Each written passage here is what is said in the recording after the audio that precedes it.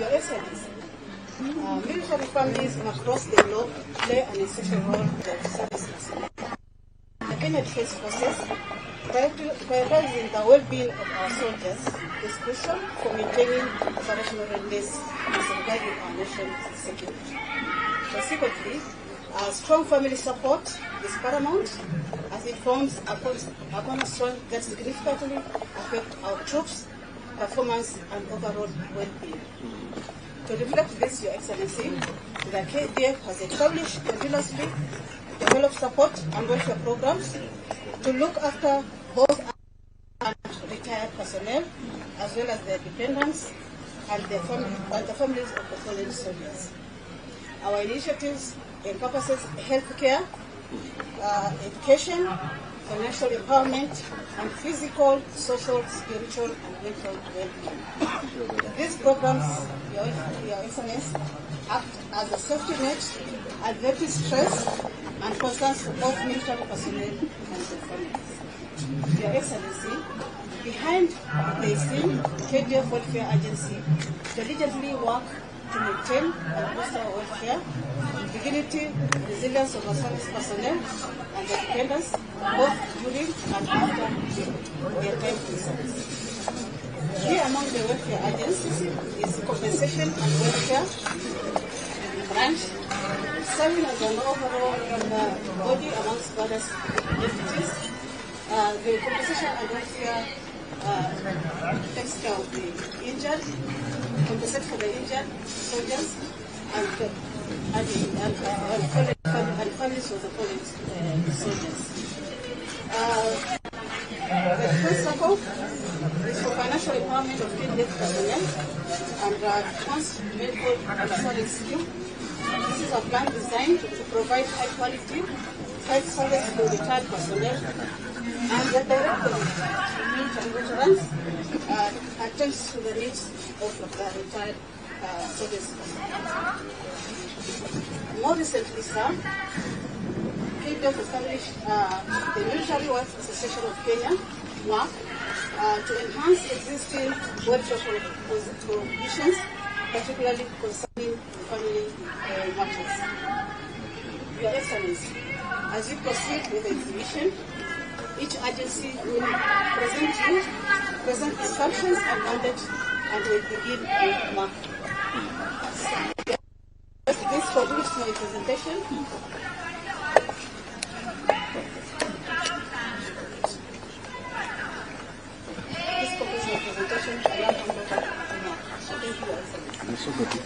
Your Excellency. I'm very honored to welcome you to the Military Works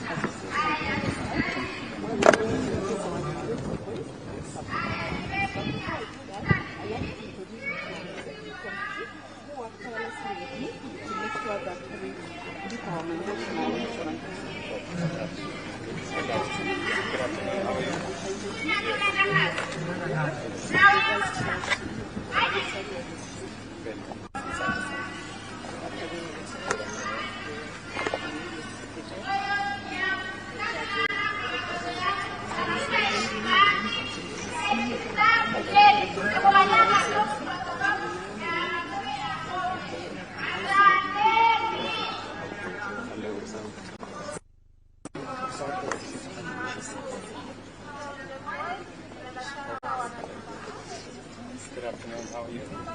Very good.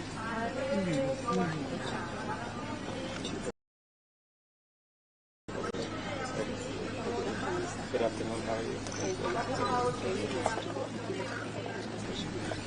Okay, very good. Hello. Good afternoon, how are you? WAC was founded to complement the Defense Forces Compensation and Welfare Department in promoting the well-being of KDF families. Governed by the strategic plan on all its programs, WAC ensures that every initiative is structured, sustainable, and aligned with its mission. Through visits to medical centers, schools, and functions across 23 KDF units, WAC identified the key thematic areas that guides its work. The strategic pillars of health, mentorship, education, housing, veterans affairs, and recreation, all supported by funding, partnership, and monitoring and evaluation. as KDF marks KDF Day 2025 under the theme Enhancing a Soldier-Centric Approach towards Mission Readiness for National Security and Development. The work celebrates remarkable milestones that continue to transform the lives of military families. Under the health pillar, work aligns with the National Universal Health Coverage Agenda to ensure the physical and psychological well-being of the Kenya Defence Forces fraternity. It has built support networks for families and persons with disabilities, launched a countrywide diaper distribution initiative reaching over 224 families, and partnered with Bethany Kids at the Kenya Institute of Special Education to assess and refit assistive devices for children with special needs. In education, work champions excellence and inclusion in KDF-sponsored schools with support from Cooperative Bank and Family Bank through the Family Group Foundation. 25 bright and deserving KDF orphans have received sponsorship, teachers seminar, mental health sessions, and mentorship talks have reached more than 5,600 students, nurturing growth and resilience. Through the mentorship pillar, over 8,000 trainees at the Kenya Military Academy and Recruits Training School Eldoret have benefited from the Wheels of Life coaching program, building life skills in financial management, relationships, and stress management. The Widows and Orphans program continue to offer comfort and connection through annual commemoration and Widows Connect forums held across 16 regions, including Turkana, Kakamega, Eldoret, Gilgil, Isiolo, and Mombasa. In housing and recreation, work promotes home ownership awareness, beautification of living spaces, and the creation of parks, nurturing holistic well-being for KDF families. The Veteran Affairs pillar ensures a dignified transition from civilian life through pre- and post-retirement programs. Youth empowerment also remains central with the Fuzo Youth Construction Skills Training Program, a partnership with Family Bank, equipping young people in plumbing and electrical installation. In April 2025, the third cohort of 100 trainees graduated at October base in a ceremony graced by the Chief of Defence Forces, General Charles Kaharivi. First and foremost, allow me to recognize the incredible work done by work for initiating this program, but also the many other initiatives through pillars that take the burden of welfare services personnel and families. And through ICT and TV wheels, work continues to bring inclusive training opportunities to special needs children and communities across the country through partnerships, locally engagements, and global benchmarking. Work continues to refine its mission, uplifting lives, fostering resilience, and strengthening the fabric of Kenya's military families.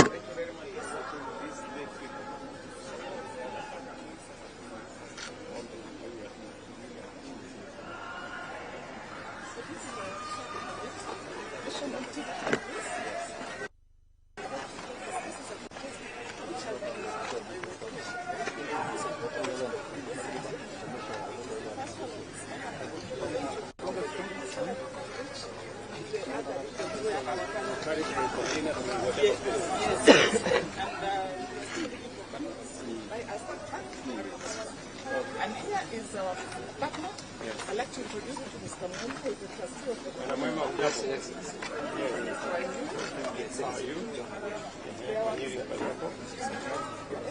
They are our partners, and maybe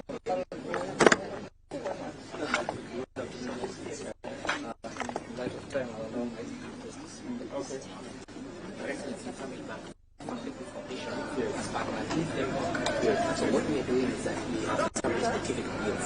Essentially, we have a 6 months program with children of soldiers. After the 6 months, each of them is equipped with a toolkit. And so they are able to get into the internship at housing projects. A lot of our students have housing projects.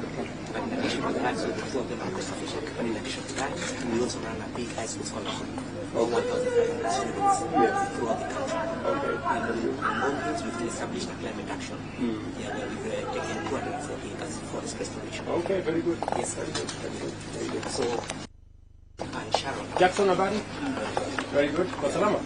Sharon? Jambo? Very good. So are you now trained in electrical installations? Yes.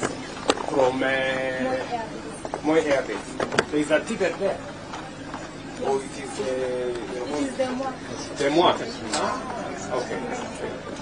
So right now, if you have any problem with electricity, you can just give me a call and Okay, thank you. Thank you, Sharon. So, Your Excellency, as you can see, our projects are tangible and they give results. And we have the warm request on our request. If you could assist them to access through your hand office, Yes. Okay. Affordable housing. Yes. Okay. And thank you for visiting our stand. We have a small token of appreciation. Let me see how to support them. Thank you very much. Welcome.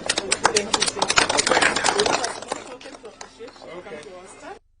We want to tell you we are praying for you to continue doing this great mission. Thank you. Thank you very much. Thank you. Your Excellency. Yes.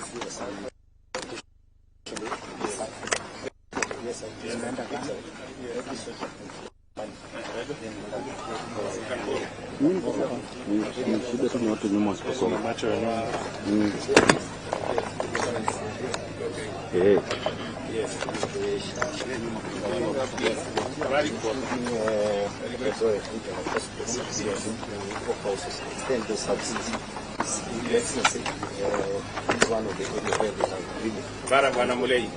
Very good. Okay. Your Excellency, welcome to the Kenya Task Forces Innovations. I am the Mulei, the Chief of Research and Development at the Defense National Security Industries. Your Excellency, I am invited to the government. Major. Very good. Good afternoon, Your Excellency. Good afternoon. How are you? I am Major Angalo, an instructor pilot at Aviation Center of Excellence. Okay. Welcome to our stand. Thank you.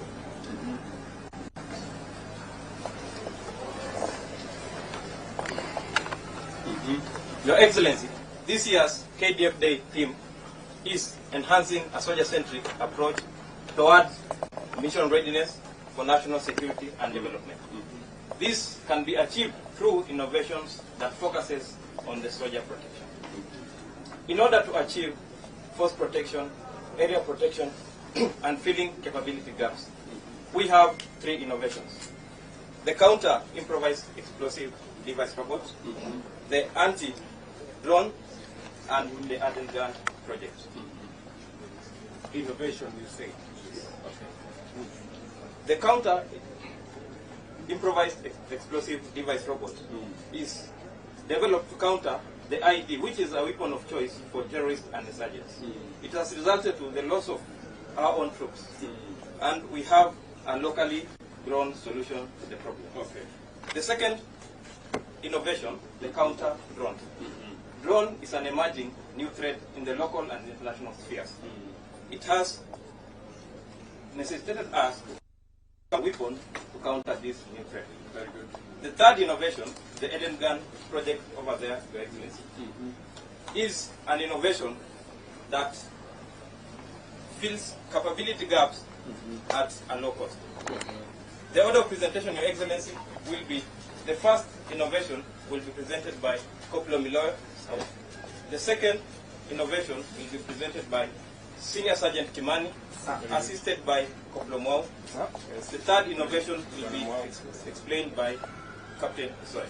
Captain, how are you? And to the first innovation, Your Excellency. Excellency, sir. Yes. This is the anti-ID robot. The anti-ID robot is consisting of 4 compartments. You have the sensor compartment, you have the processor compartment, the power supply compartment, and the drive compartment. This robot can be driven autonomously up to a distance of 400 meters using this remote. Okay. And also it can send data wirelessly to to a range of 700 meters to a command center or a command station. So the robot comprises of sensors. The first sensor is the camera. The camera gives you the general overview of the ground that you suspect that there is a direct IED. Second, we have the GPS, the ground penetrating radar. The ground penetrating radar, basically these are the antennas that are used to map the suspected IED, and it gives you the shape of the suspected IED. So the third sensor, we have the metal detector. The metal detector detects any metallic compound or object that's buried just beneath 1 meter beneath the ground. And the last sensor, we have the chemical detector. Since most of the IEDs are made using locally available fertilizers and petrol products, now this one can be used to analyze the data, and all of the data are being processed here and sent to a command center where all other actions to be taken are being tabulated. So this was the first development. We started here in the development of the project, and after seeing that we need to develop more on the range and the capability, we now move to the second phase, which is this one. Yes. We tested it on several grounds, as you can see from the screen. We tested it on several grounds, and we calculated that it is very much bulky since it weighs 150 meters, 150 kilograms. We saw the need to reduce the sizes of the antennas and the general body composure to a very more advanced robot. Okay, so this one is more advanced. Yes, sir.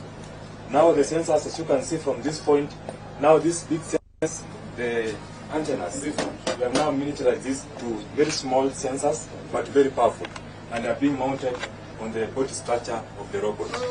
Now, for the second advancement, we have added more cameras. This camera gives you the general overview of the whole ground, while this one gives you the specific point as the robot detonates the So is this one ready?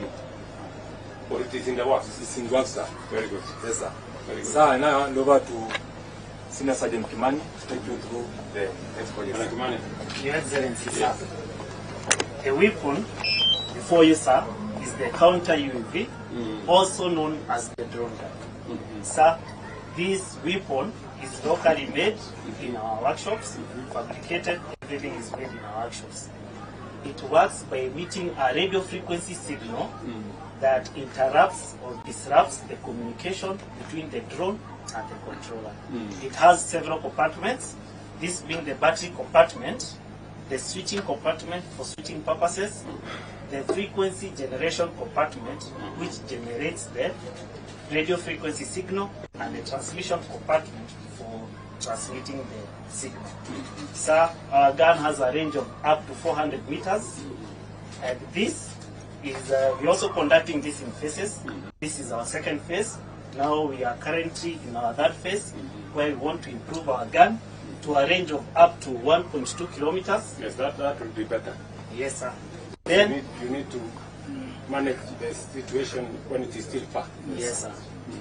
Then we're also going to add an electro-optical detector so that we can detect the cancer. Okay, when take off. Yes, sir. Okay. With your permission, Your Excellency, we want to do or conduct a small demonstration on how this gun works. Okay. Welcome, sir. Welcome, sir. Well, I'll take you through the drone is over there. And, that one? Yes, sir. Yes. And I have the control. Is the would be over there. That is the gun that we just showed you, sir.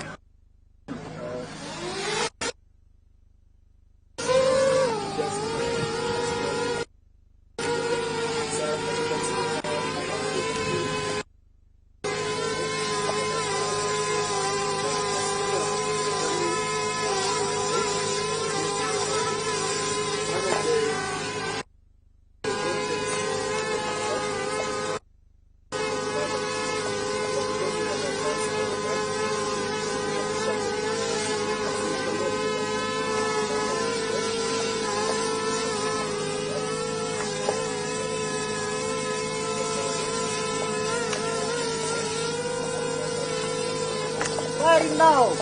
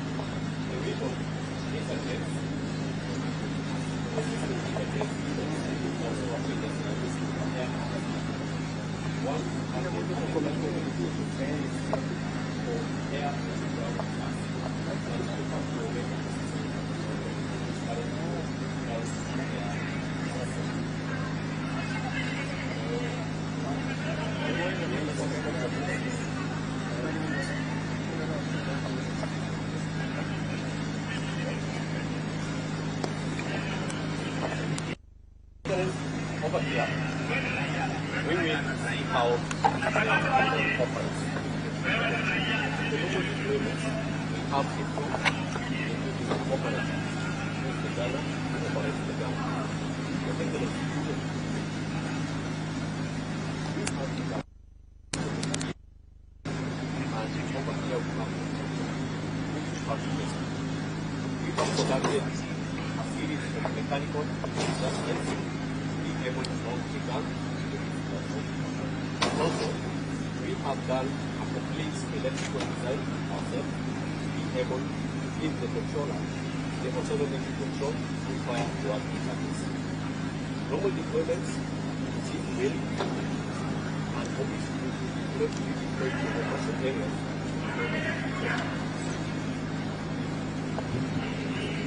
Just to have the end goal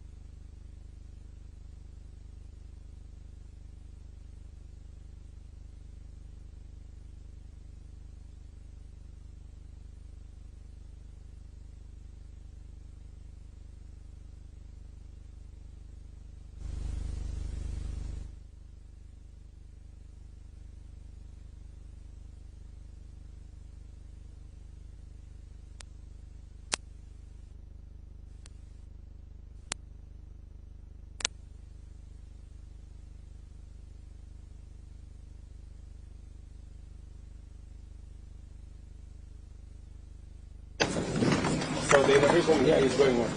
Yes, Your Excellency. In a nutshell, and explain to you some of the innovations that we have made, especially the radio and the transport management system. Yes. Your Excellency. Information systems. Mandate, Your Excellency, to be able to design similar radio like this one. Yes. It's called military radio. Yes. The average cost of getting one radio about every 10 to 20 years you need to replace it because of the changes in technology. Correct. And because of lack of spare. Every 10 Yes, everything. years because of that changing. Yes. So system is to research, design, and develop our own indigenous Kenyan trade with industry. We can reduce the cost of acquisition and where a sustainable solution to replacing this. So far we have done some design and it's been tested in my place and we are in the process of onboarding our partner, industry partner, so that commercial. Exactly, so that we can the process in the next 3 to 5 years we have our solution.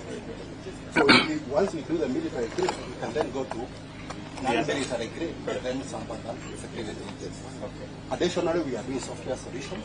One of them, is the we are doing also, we have the recruitment management system that was just launched yesterday by Madam CS. Everybody has been enrolled online, so it is very easy to capture the data for the center, for the new recruits. Okay. And that is going to save on paperwork. I'm waiting for the outcome of that. Day one went very well. Yes. Okay.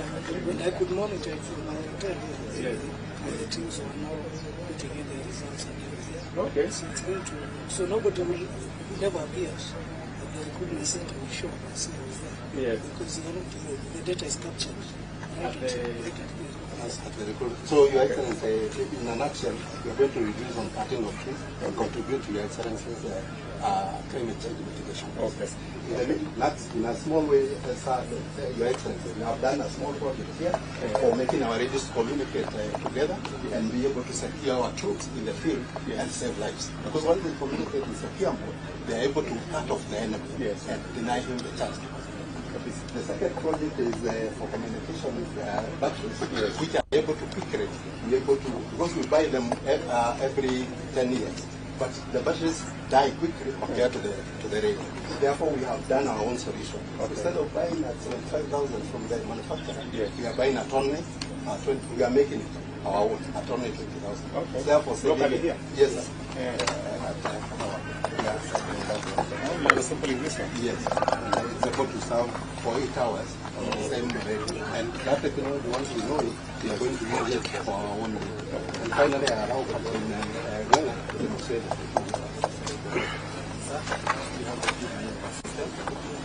the many aspects that we have, we came up with a solution that will enable us to be able to make the drivers be accountable, to be able to and also the fuel and be able to know the ranges of the car.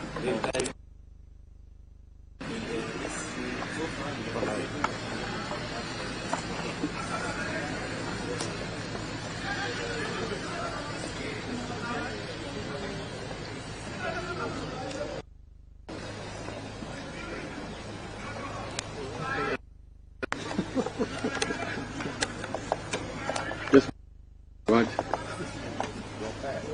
Leo unajua nafanya kazi ya salary RUTO.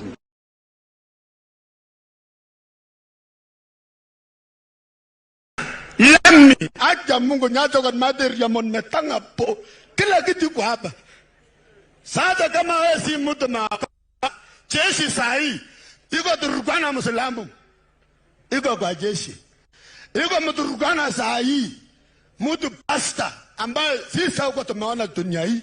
Ile kitu najua tu rais na Mwenyezi Mungu peke yake mbarikiwe. Tumpe makofi mazuri Masai mwenyewe. Basi tukisubiri kuwasili kwake mgeni wetu rasmi, tutapata burudani kutoka bendi yetu ya Maroon Commandos, vile vile Kenya Air Force Falcon Band.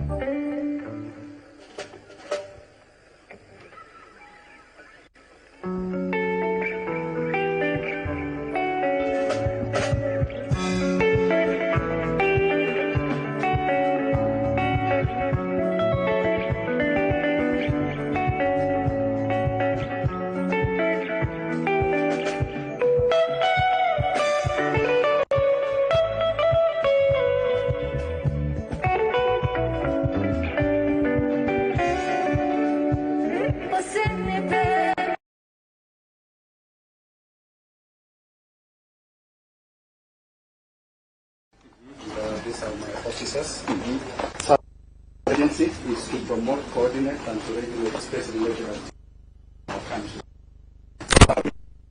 There is a high and rush to space by many state actors and non-state actors also, and even in our region.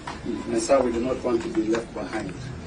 And so in the agency, we seek to utilize space services and technologies, not just to support socio-economic development, but also to support national security and defense, as well as to support technological and scientific advancement.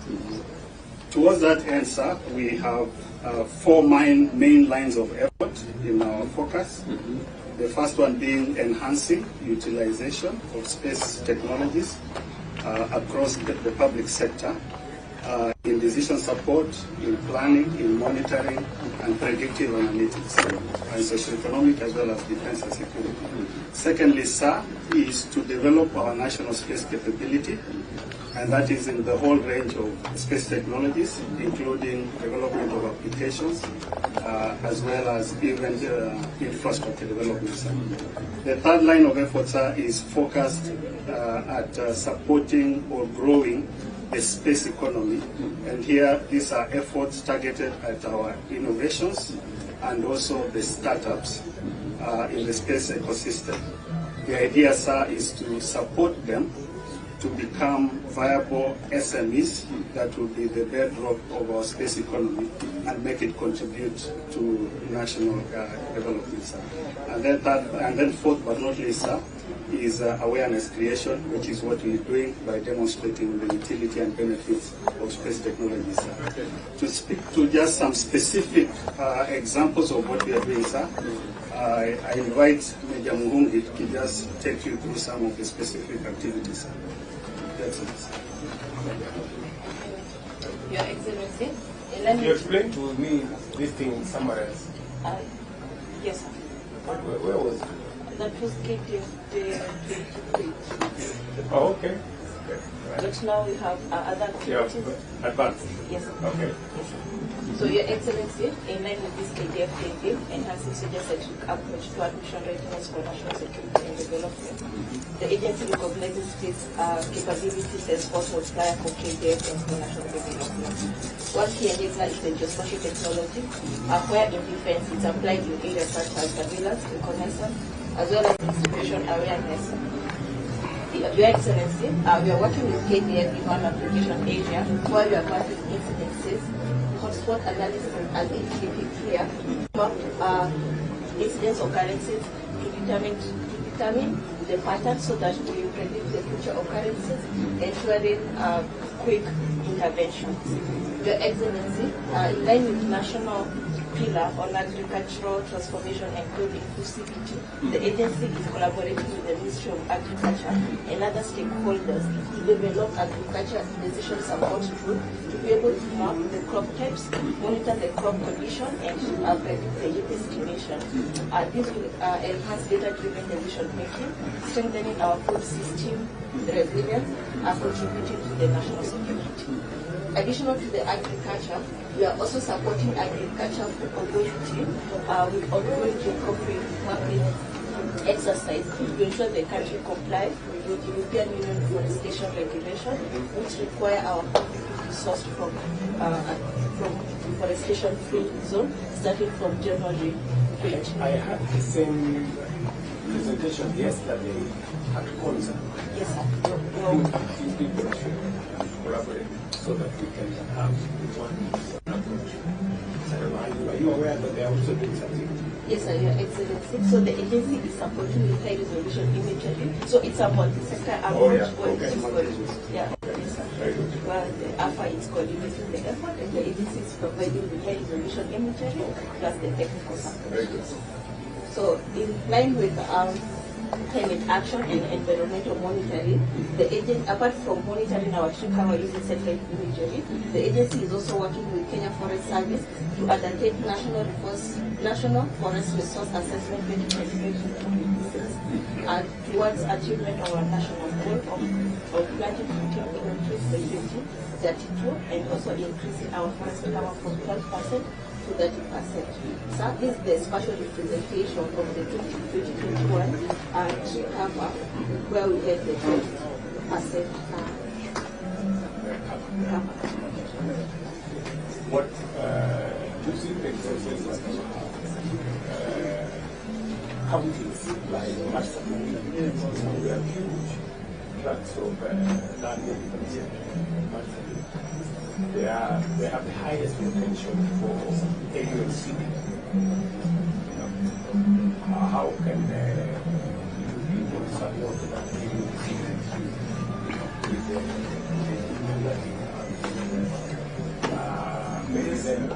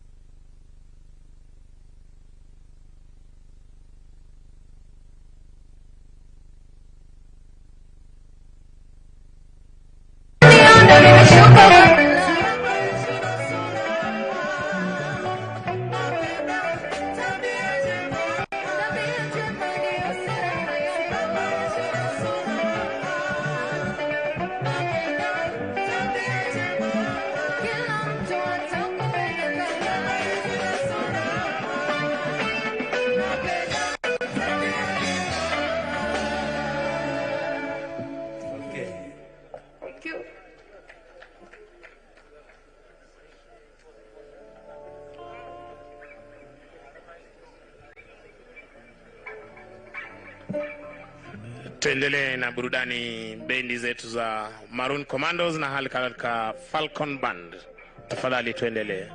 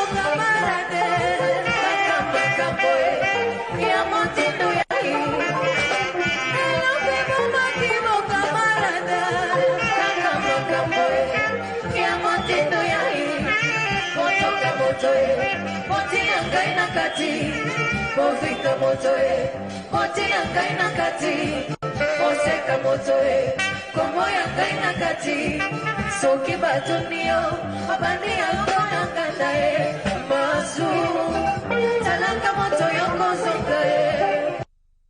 Makimo kamarade, kakamba kamboe, ya motindo ya hii.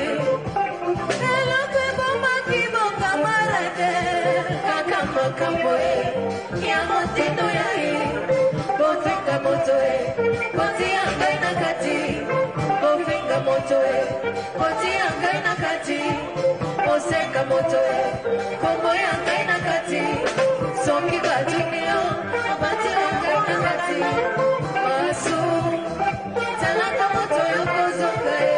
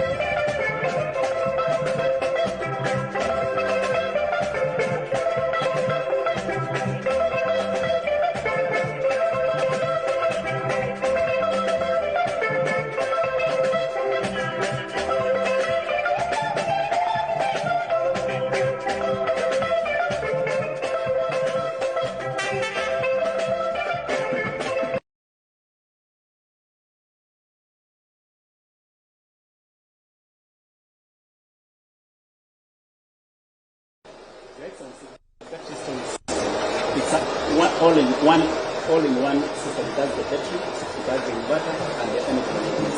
Okay. This is what we supply our load. So they are saying it's smaller than usual. Compact. The technology. Why does this thing look smaller than usual? Normally they are normally. This is the latest technology, sir. It's fully integrated with the inverter, the battery system, and the computerized mechanism. Okay. So it covers well. This is from China or from China, SAJ plant. Okay. You give me their contacts. I want to put some solar in your house. You can do something. We'll deliver this in 2 months. In 2 months.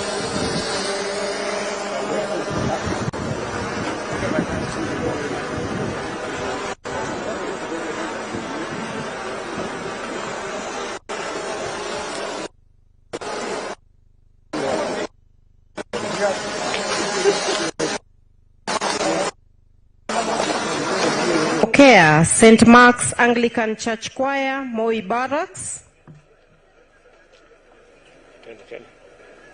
ambao wataweza kutuletea wimbo unaosema Mungu wa majeshi. St. Mark's Anglican Church Choir, Moi Barracks, na wimbo wao Mungu wa Majeshi.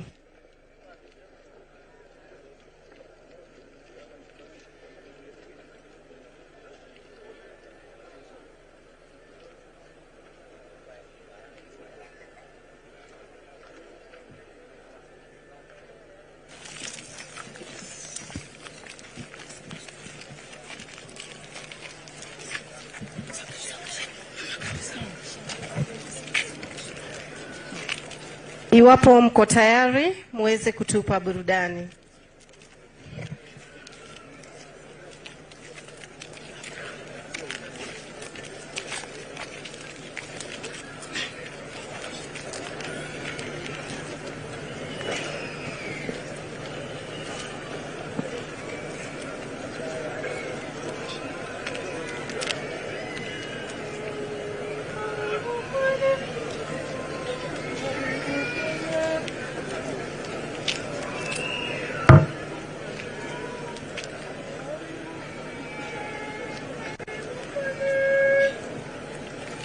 Karibu kwenye siku hii ya jeshi Kenya. Karibuni tufurahie jeshi letu. Ni siku ya jeshi letu nchini Kenya. Tunasherehekea huduma zao na bidii yao ya kuilinda Kenya.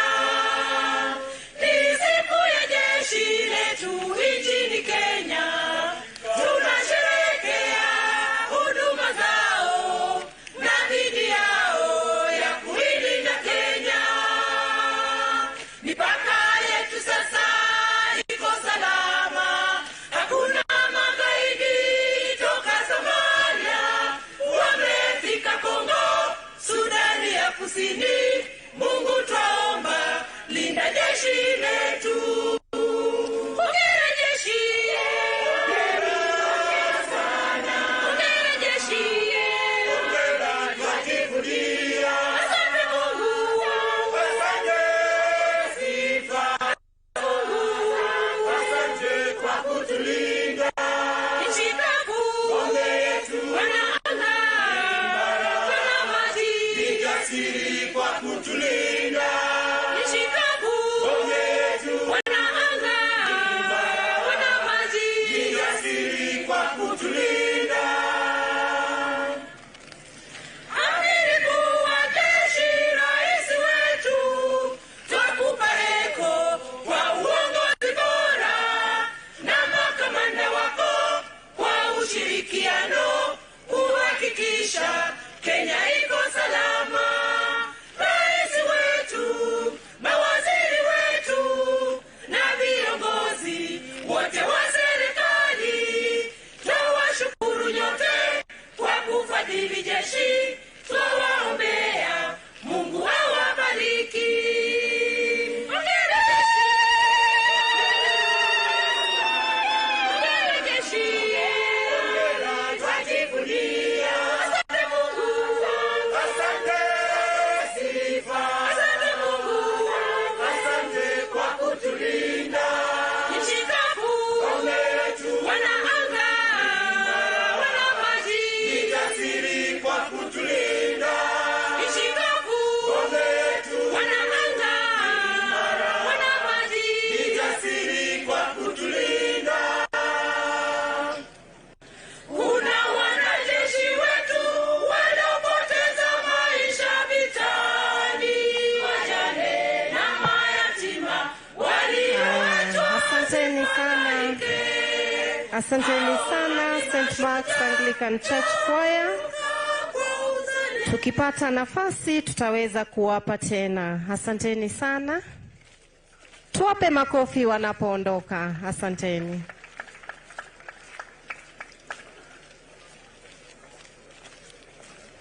Falcon Band, mnaweza kuendelea tafadhali.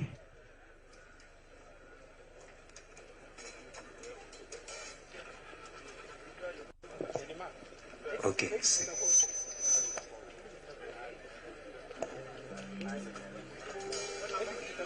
Okay. Yokasa.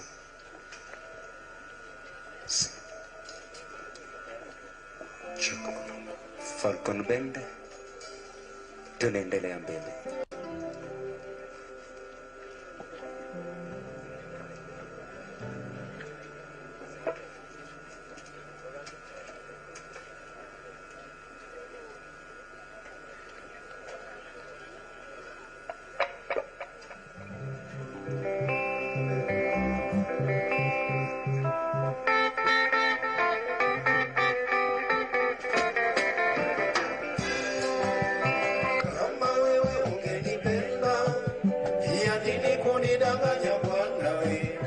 Kujibandika madaraka siyo yako bwana wewe.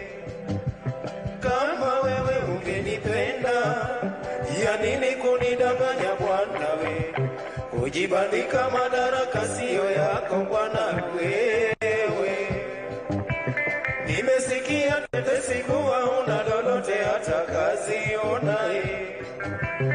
Unazurura mchana kutwa kupita kurandaranda mitaani.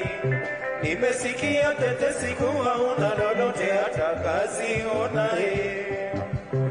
Unazurura mchana kutwa kupita kurandaranda mitaani. Kumbe ukuwa na uwezo wa kunioa ila kuniharibia maisha. Heri uniambie ukweli unipa kuliko kunidanganya. Nikuelewe vipi babu we, uaminifu wako uko wapi baba? Nikuelewe vipi babu we, uaminifu wako uko wapi? Asante sana baba. Asante sana wenzangu, niruhusu nifanye itifaki. Ningependa kutambua kuwasili kwake Luteni Generali David Tarus, Vice Chancellor National Defence University Kenya. Ameweza pia kujiunga Naibu Inspector General wa Polisi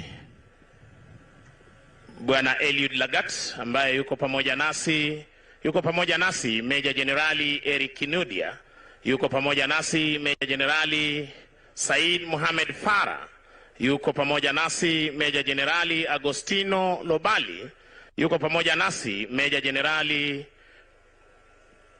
John Maison Olenkoimo, yuko pamoja nasi Meja Generali William Karisa Shume, miongoni mwa maafisa wa ngazi za juu walioweza kujiunga nasi siku hii ya leo kwa ajili ya sherehe hii ya siku ya majeshi.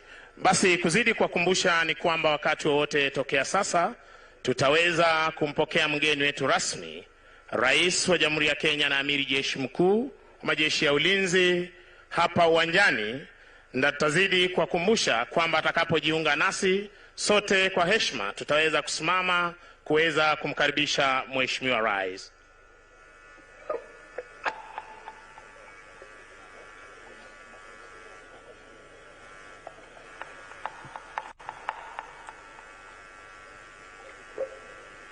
Basi yuko pamoja nasi pia Meja Generali Luka Kuto, yuko pamoja nasi. Wanawasili hivi sasa Service Commanders, kamanda wa jeshi letu la wanamaji Meja Generali Paul Otieno War akiwa ameandamana na kamanda wa jeshi la wanaanga Meja Generali Bernard Waliaula. Anawasili pia naibu mkuu wa majeshi ya ulinzi Luteni Generali John Mugaravai Omenda, na hali kadhalika anamuona waziri wetu wa ulinzi Mheshimiwa Soipan Tuya ambaye amejiunga nasi rasmi, pamoja na katibu wizara ya ulinzi Mheshimiwa Daktari Patrick Mariru ambaye ni katibu wizara ya ulinzi, ameweza kuwasili kupata kuwa nasi katika hafla hii muhimu. Tutarudi kwa wenzetu band ya Falcon tuweze kuendelea na burudani tunaposubiri Mheshimiwa Rais kujiunga nasi mahali hapa rasmi. Shukran. Sasa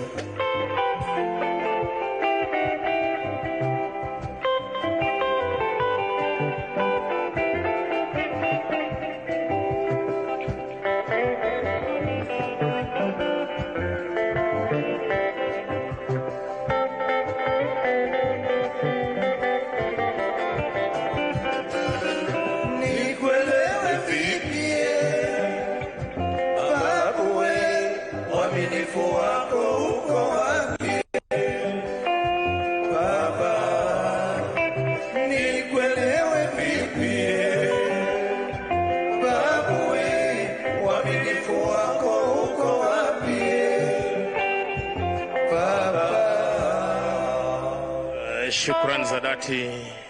Upande ule wa pili ukiweza kutazama msafara wa Mheshimiwa Rais, ukiweza kujiongea hapa kwa njia iliyo shwari. Nilivyokuwa nimesema hapa awali, yuko pamoja nasi pia Meja Jenerali Idi na hali kadhalika jenerali anayesimamia majeshi ukanda wa magharibi Meja Jenerali Jeff Mungai Nyaga. Hali kadhalika mwenyeji wetu siku ya leo Brigedia William Leonard Kwai Kamwiro, ambaye yeye ndiye brigade commander brigade ya pili katika jeshi la nchi kavu. Ukitazama upande ule wa pili, waelekezi wangu tuweze kupeleka runinga zetu upande ule wa pili, tuweze kupata msafara wa Mheshimiwa Rais unapokuja mahali hapa rasmi, na nilivyokuwa nimesema, pindi tu Mheshimiwa Rais taweza kuwa anajiunga nasi mahali hapa rasmi, sote kwa heshima tutaombwa kuweza kusimama.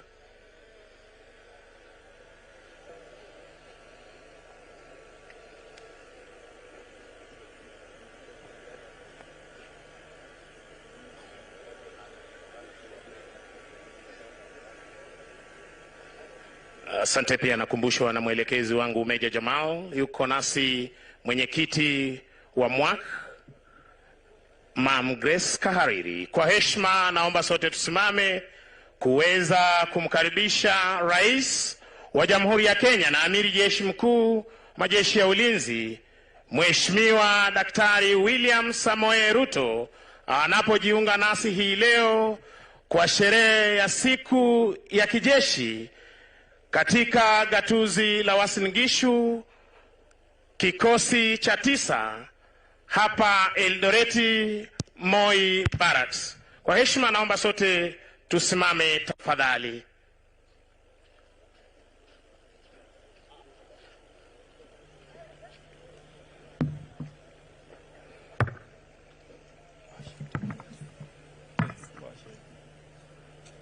Mheshimiwa Rais hivi sasa akiweza kuja akiwa ameandamana na mkuu wa majeshi ya ulinzi Jenerali Charles Mreu Kahariri na kamanda wa jeshi letu la nchi kavu Luteni Jenerali David Kipkemboi Keter. Na kwa mengi zaidi nitampisha mwenzangu aweze kuendelea.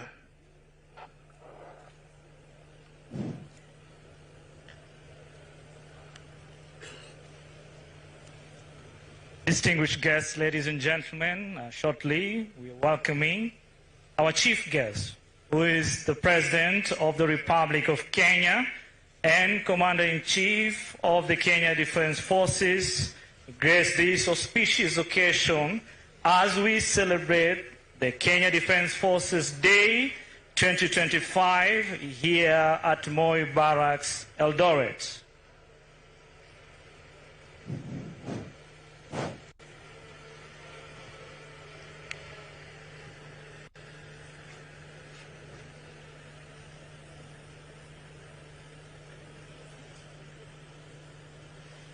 Welcome, Your Excellency.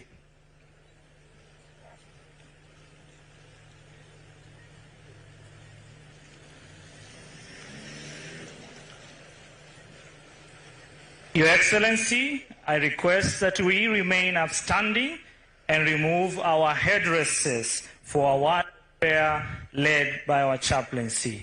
Chaplaincy, please. Let's pray. Almighty Father, we are before your grace with praises and thanksgiving in our hearts for your faithfulness, love, and goodness. On this great day, we lift up the brave men and women who serve in KDF. We thank you for their courage, dedication, and sacrifice. We ask for your divine protection upon them. We pray for families who share in their sacrifices, bearing the weight of separation and uncertainty. Comfort them, provide for them, and fill their hearts with hope and pride. Bless our nation with unity, stability, peace, and prosperity. This is our prayer in the name of the Father, and of the Son, and of the Holy Spirit. Amen. In the name of our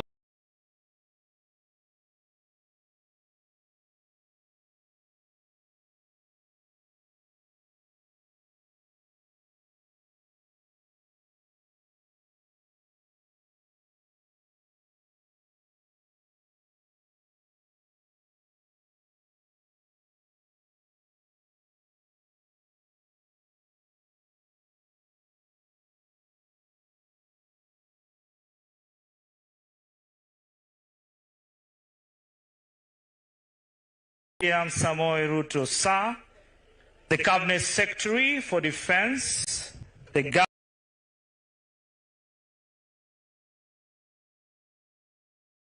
Governor of Uasin Gishu,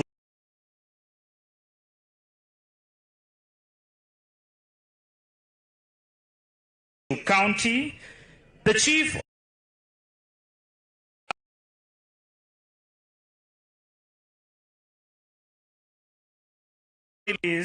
distinguished guests, ladies and gentlemen, welcome to this moment of occasion here at Moi Barracks, Eldoret, in the great county of Uasin Gishu, as we celebrate this year's KDF Day.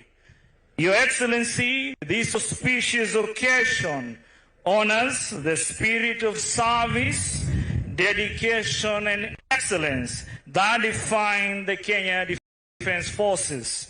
As we gather here today, we celebrate the courage,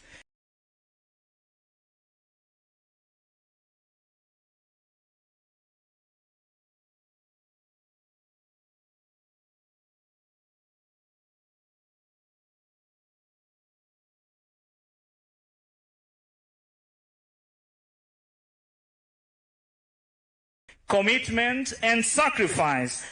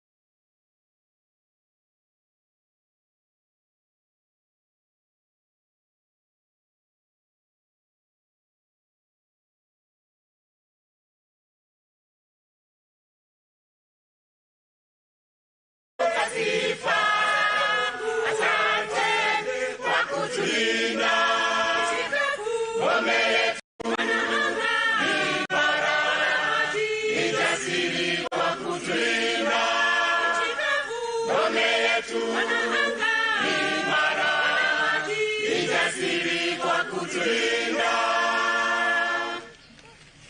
Amiri mkuu wa jeshi, rais wetu, twakupa heko kwa uongozi bora na makamanda wako kwa ushirikiano kuhakikisha Kenya iko salama. Rais wetu, mawaziri wetu na viongozi wote wa serikali, twawashukuru nyote kwa kufadhili jeshi, twawaombea Mungu awabariki.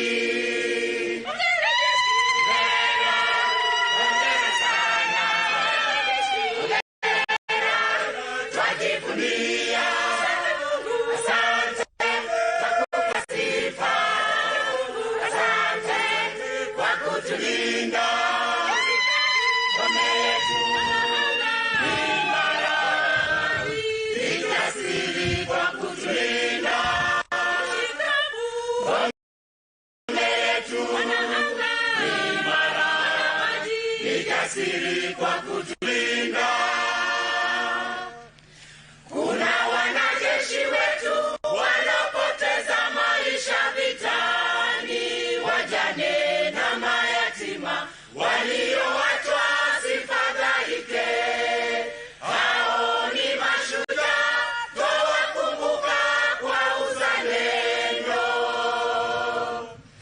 Huko ni kujitolea kwa ajili ya Kenya. Hongera jeshi! Hongera!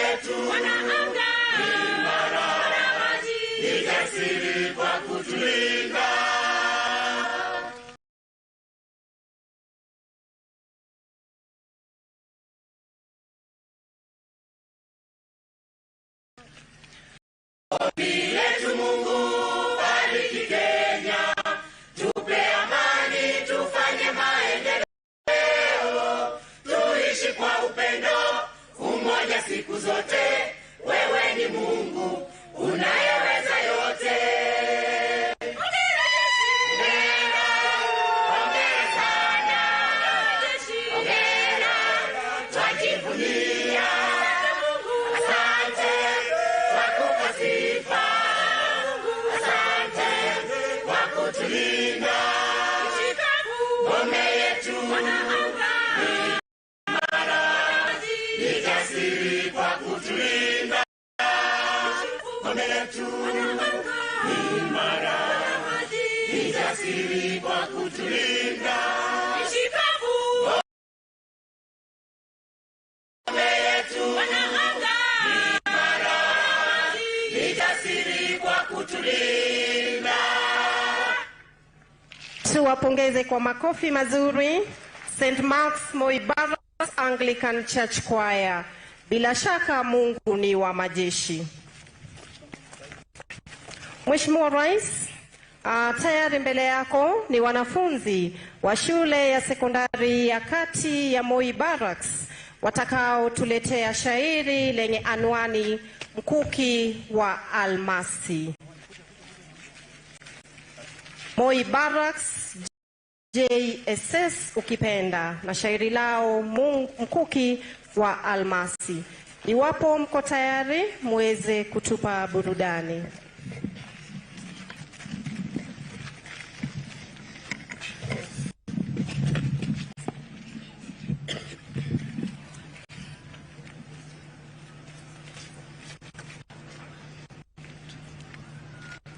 Shukran. Moi Barracks ya waletile mkuki wa almasi abirinas wa usiku vitani wa amka alfajiri na kuisaka amani kisha kutuliza shari. Ueneza tumaini mlinzi wetu hodari, mkuki wa almasi kuilinda nchi yetu. Akisha tazama mbali tawana maadui ya macho makali, mjasiri kama tai, tegua ila na hali, shughulikia uhai, mkuki wa almasi kuilinda nchi yetu. Mlembo milimani kusanga kiwa makini, kupenyeza vichakani jangwa lisilo laini, moyo wake wa imani ufyeka ila porini, mkuki wa almasi kuilinda nchi yetu. Kwa vifaru na magari anauzima uzushi, usonga kwa mistari, somo mbinu za kijeshi, kufa kupona jasiri, wasiwasi bila ubishi, mkuki wa almasi kuilinda nchi yetu. Jitoa mhanga ona hapo pasipo malipo, huichunga kila kona mnusa adui alipo, kwa kujitolea sana hata kifa papo hapo, mkuki wa almasi huilinda nchi yetu.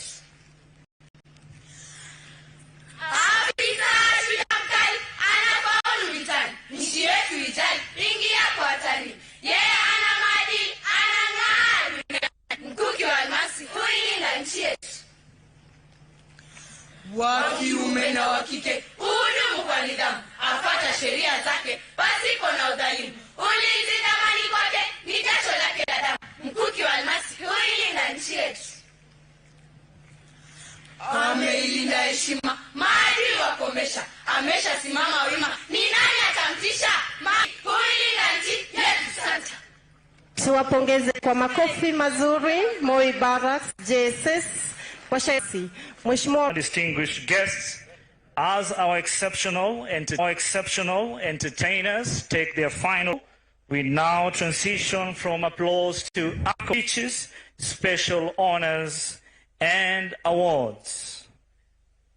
Your Excellency, sir, at this point, may I kindly request for you to move forward and present the honors and awards. Daniel Ishmael Opande.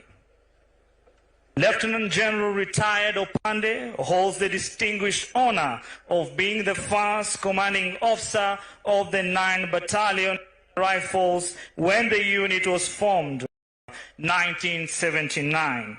The accolade presented to him today commemorates iconic photographs from that is 2025, a remarkable 46 years, symbolizing an enduring legacy of leadership and dedication. Lieutenant General Opande will go on to become one of Kenya's most celebrated peacekeepers, with exemplary across Africa and gaining international recognition for his profound mission. Lieutenant General retired Opande is here.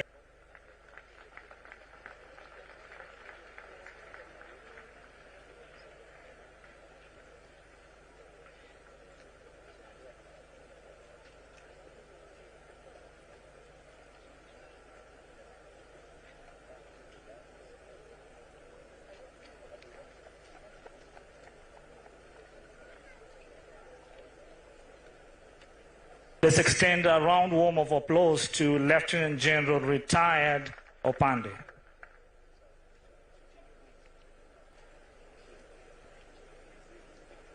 Captain Ian Owor Odwor, Kenya Army. Captain Odwor excelled in operations, demonstrating extraordinary valor, and for his gallantry, leadership, and devotion to duty. Captain Suma excelled in innovation and for his exceptional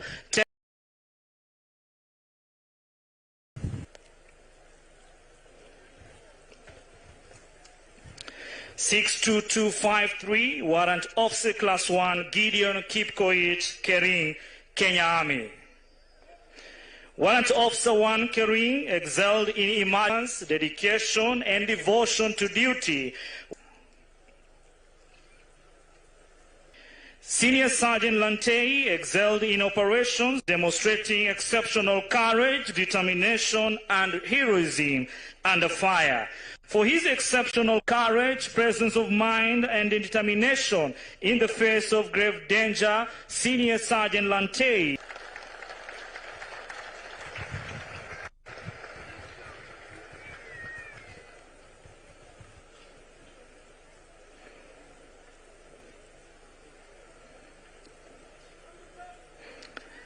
Let's extend once more a round of applause to Senior Sergeant Lantei.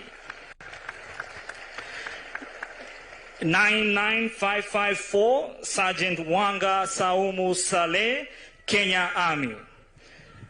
As part of KDF's modernization initiatives, Sergeant Saleh excelled in the successful ERP system rollout. For her dedication, adaptability, and mission-first mindset, she is honorably recognized.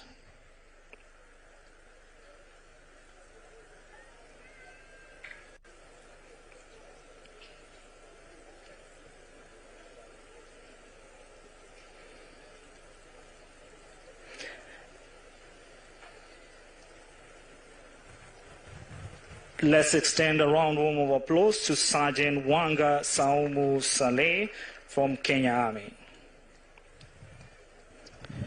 105706, Warrant Officer Class 1, Mika Kalokenu, Kenya Air Force.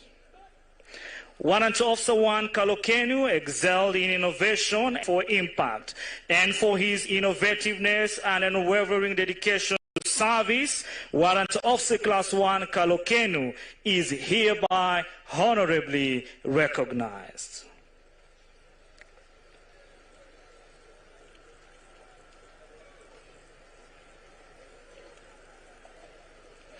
Let's extend a round of applause to Warrant Officer 1 Kalokenu for his excellence in innovations.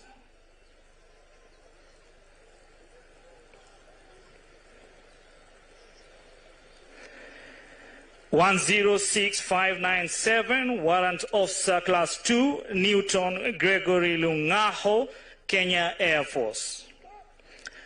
Warrant Officer Lungaho excelled in environmental stewardship and innovativeness, and for his outstanding leadership, technical skills, and commitment to excellence, Warrant Officer Class 2 Lungaho is hereby honorably recognized.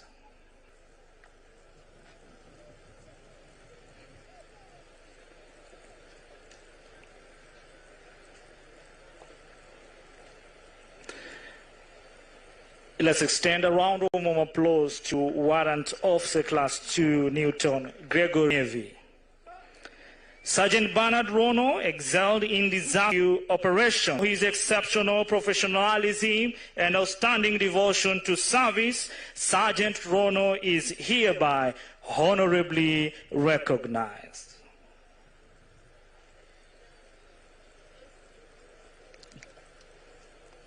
Sergeant Bernard Kibet Rono from Kenya Navy.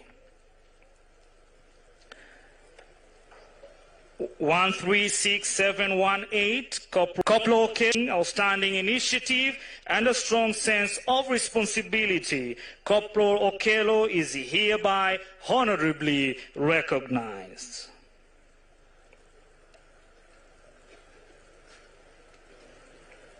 Let's extend a round of applause to Corporal Charles Otieno Okello.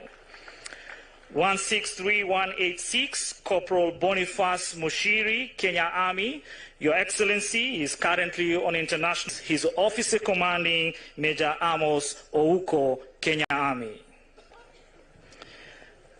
Corporal Mushiri excelled in football, serving as Ulinzi Football Club captain and representing Kenya in the recently concluded 2024 CHAN tournament. Representing Kenya and KDF in football, Corporal Mushiri is hereby honorably recognized.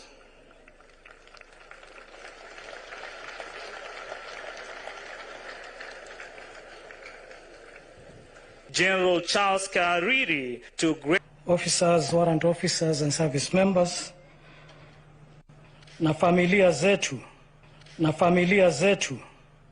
itifaki yote ikihudhuriwa.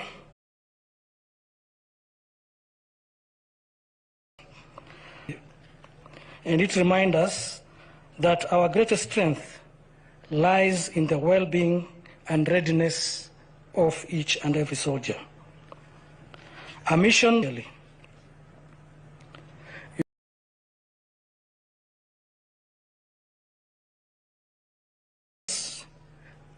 the civilian arm of the ministry, headed by our Chief of Defense Forces, Honorable Soipantu, and also ensuring that it is followed with professionalism and service to duty, and that is service to the nation before self. And we also recognize the centrality of our families in sustaining our soldiers to serve with courage and focus. We honor them today.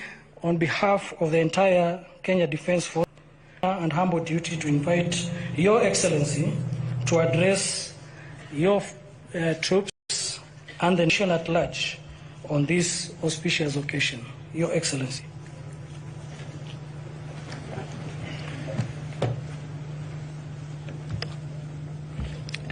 Thank you very much. We can take our seats. Cabinet Secretary, Ministry of Defense, Principal Secretary and staff, Chief guests, ladies and gentlemen, it gives me great pride and honor to join today here at Moi Barracks, Eldoret, as we mark the Kenya Defence Forces Day. This occasion is a moment of deep national pride, a day when we pause as a nation to honor our gallant men and women in the and steadfast devotion, build our security, and advanced our and the steadfast pillar upon which our security progress and national destiny are built is the recognition of the immense sacrifices made by the hopes, safety, and dignity of millions of our citizens. We cannot forget our brave heroes and heroines who have paid the ultimate price, and serving in peace support is forever etched in the conscience of our republic. We owe an unending debt of gratitude to them and to their families. Commitment to honoring their service through devotion is measured by the strength of the men and women in uniform, their physical fitness, as their skill and strength.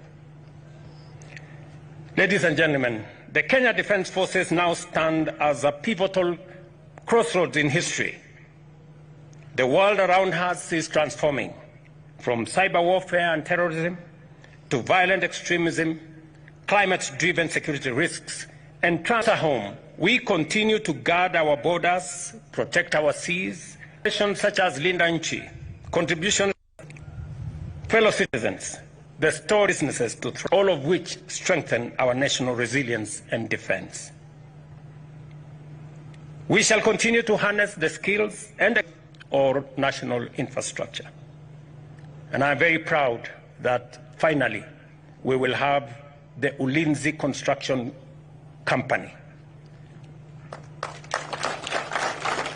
that will have all the capabilities for us to have KDF undertake that the government to Kana in West Pokot. We shall interoperability and enhance intelligence gathering.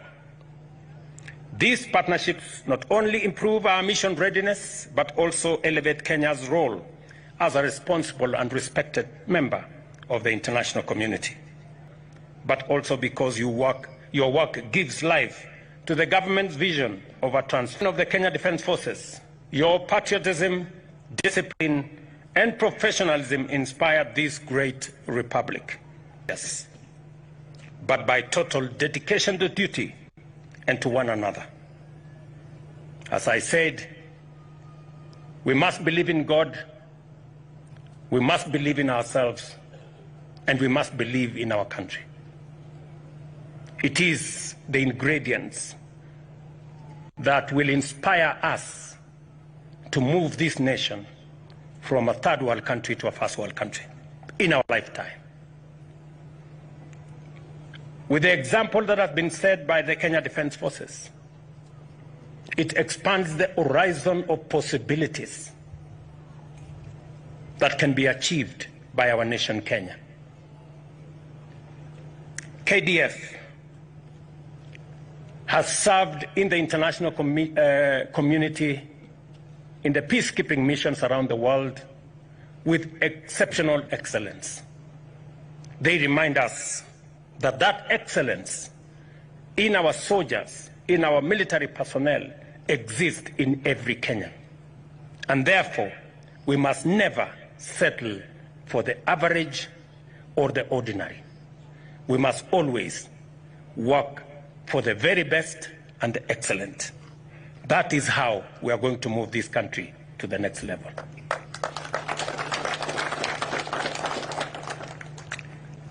As Commander-in-Chief, I thank you for standing tall for Kenya, for building, protecting, and transforming our nation with excellence and pride. As I donned this Commander-in-Chief uniform today,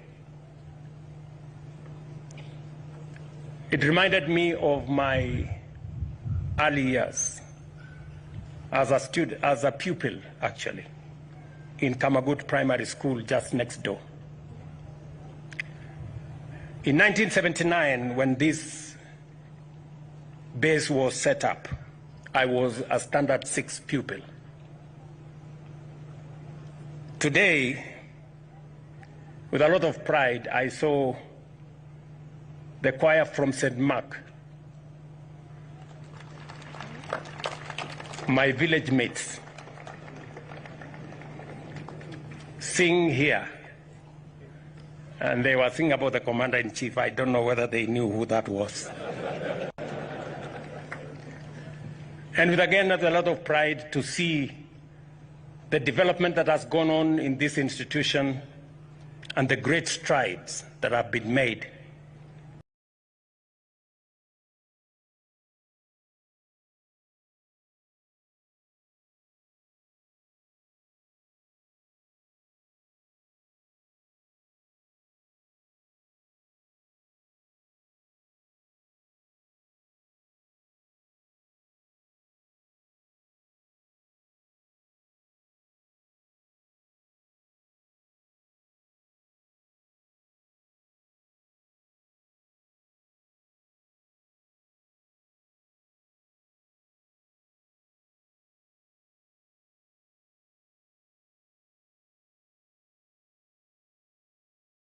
By not just there has a role in safeguarding peace and stability. Communities must work with our security agencies to identify and report threats. Civil institutions must complement military efforts through dialogue, education, and economic empowerment. Political leaders must guard against divisive rhetoric and instead strengthen national unity. Today, I call upon every Kenyan to stand firmly behind the Kenya Defence Forces. Let us accord them the respect, cooperation, and gratitude they so richly deserve. As we celebrate this year's KDF Day, let us remember that at the center of our national defense stands the soldier, courageous, resilient, and devoted.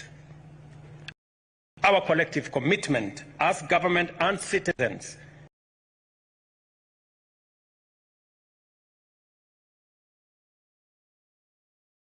is to ensure that every soldier is trained, equipped, supported, and honored. To every member of the Kenya Defence Forces, I say this: you are the shield and sword of our republic. You carry the hopes of generations, the pride of our people, and the dignity of our flag.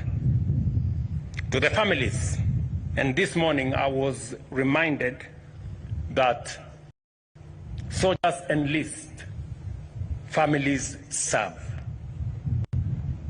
To the families of our distinguished soldiers, therefore, receive our deepest gratitude for supporting these brave warriors throughout their journey of service to the nation and to humanity. I thank you all. Have a great KDF Day. Thank you very much, and God bless you.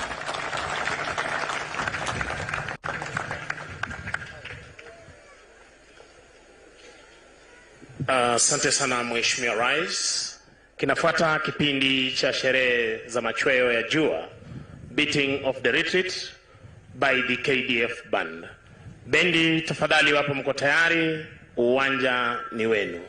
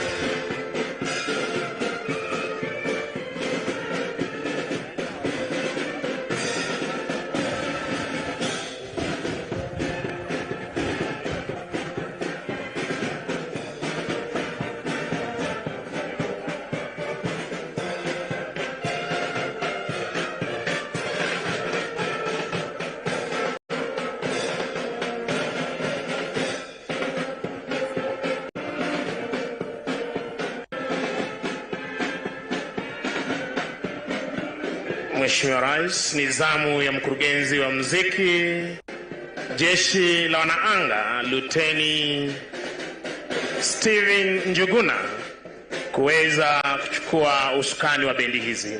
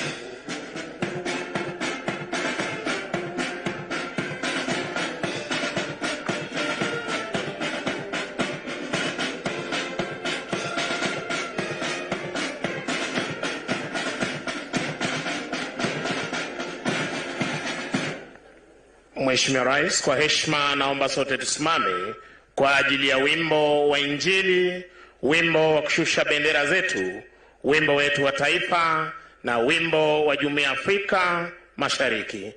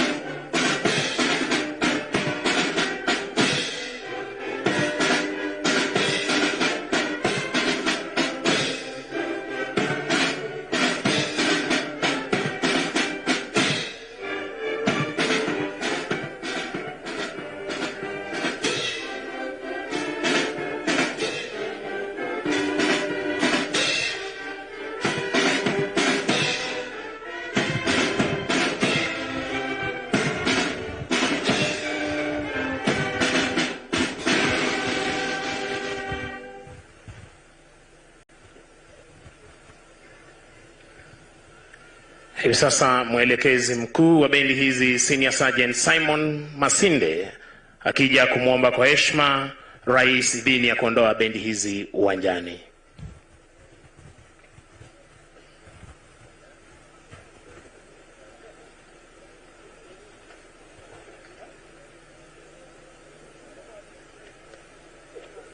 Mheshimiwa Rais, naomba kwa heshima tuketi tafadhali.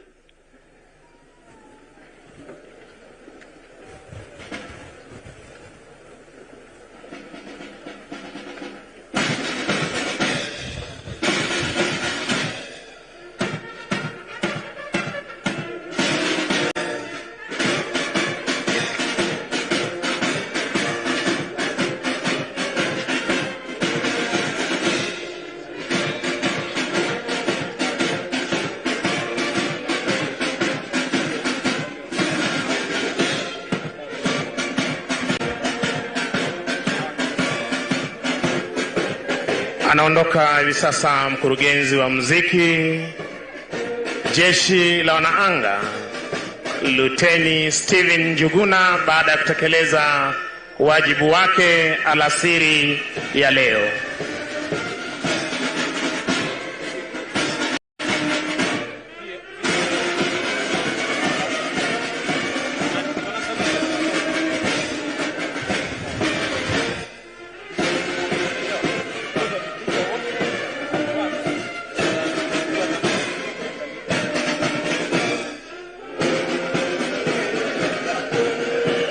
Asante sana Mheshimiwa Rais kwa kuweza kupokea saluti hiyo kutoka kwa bendi za majeshi ya ulinzi. Mheshimiwa Rais wanapoondoka, nitaomba tuweze kuketi ili tuweze kupewa utaratibu wa picha ya kumbukumbu. Siku hii ya leo tarehe 14 Oktoba mwaka huu 2025 tuliweza kutekeleza na kusherehekea sherehe za siku ya KDF katika kikosi hiki cha 9 Moi Barracks hapa Eldoreti. Mheshimiwa Rais, utashuhudia ukiwa amiri jeshi mkuu kwamba kila kitu katika majeshi ya ulinzi hufanywa kwa mpango na kwa muda mfupi. Ndiposa Mheshimiwa Rais, tunazidi kushukuru majukumu ambayo umetupa ya kuweza kuendelea na ulinzi wa taifa na hali kadhalika kuhakikisha kwamba miundo misingi ya taifa la Kenya inazidi kuboreshwa.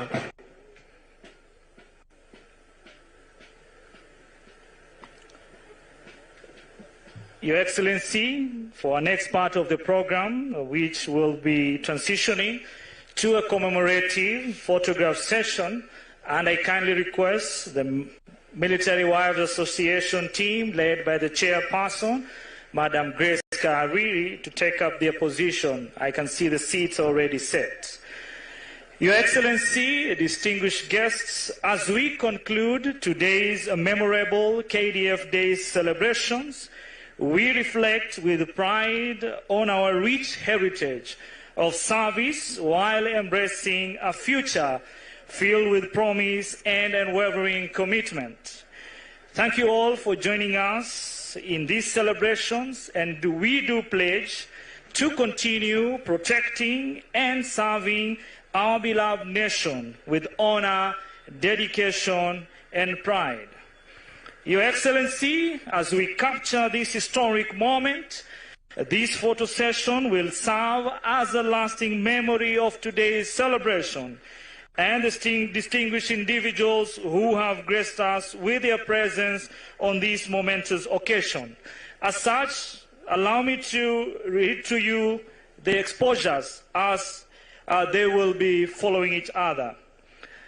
Your Excellency, I now kindly request the Permanent Secretary for Defense, the Vice Chief of Defense Forces,